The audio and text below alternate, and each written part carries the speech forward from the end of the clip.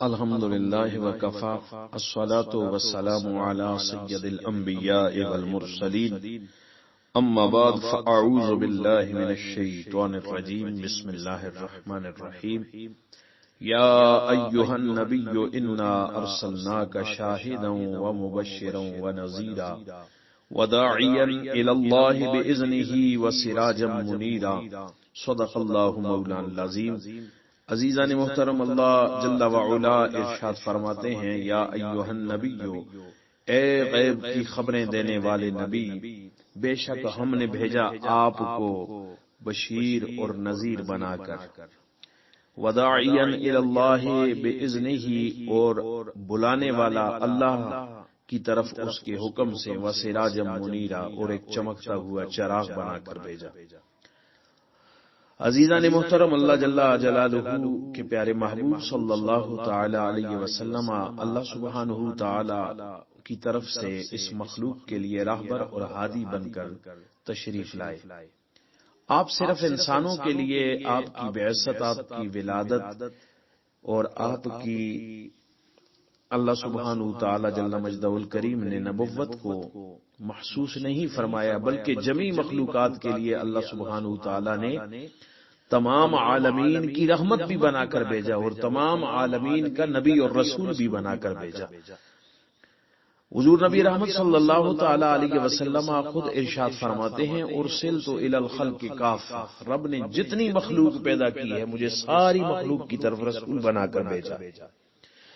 آقا کریم علیہ الصلوۃ والسلام کل کائنات کے لیے رحمت اور کل کائنات کے لیے رسول بن کر تشریف لائے ہیں۔ حضور کا وجود مسعود کائنات کے اندر اس کائنات کی جان کے اعتبار سے ہے، جیسے جسم کے اندر روح ہے، ایسے ہی کائنات کی روح جو ہے وہ حضور کی ذات ہے۔ حضور نبی رحمت صلی اللہ تعالی علیہ وسلم کی آمد سے کائنات کے ذرے ذرے کو فیض پہنچا، کائنات کا ذرہ ذرہ حضور کے نور سے جگمگایا، اور کائنات کے ایک ایک ذرے نے حضور کی آمد پر جشن منایا ہے، خوشیاں منائی ہیں۔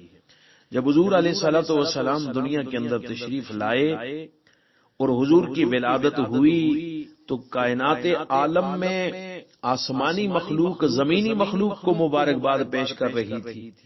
اور زمین کی مخلوق آسمان والوں کو مبارکبادیاں پیش کر رہے تھے، اور مشرق والے مغرب والوں کو اور مغرب والے مشرق والوں کو مبارکبادیاں پیش کر رہے تھے، حتیٰ کہ وحوش و طیور اور چرند پرند درند کائنات میں کوئی بھی ایسی مخلوق نہیں تھی جس نے ایک دوسرے کو مبارکباد نہ پیش کی ہو، حتیٰ کہ پانی کے اندر سمندر کی مچھلیاں بھی نبی رحمت صلی اللہ تعالی علیہ وسلم کی ولادت پر اور حضور کی آمد پر مبارکباد پیش کر رہی تھی۔ ساری کائنات نے حضور کے آنے پر خوشی کا، ولادت کا جشن منایا ہے۔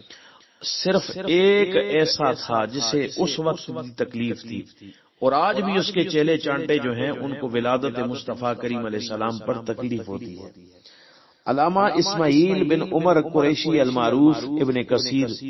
روایت نقل کرتے ہیں، ان کی کتاب ہے البدایہ والنہایہ، اس میں حدیث نقل کرتے ہیں کہ رن ابلیس اربع رنات حین لعنا وحین اہبتا وحین بعث النبی صلی اللہ تعالی علیہ وسلم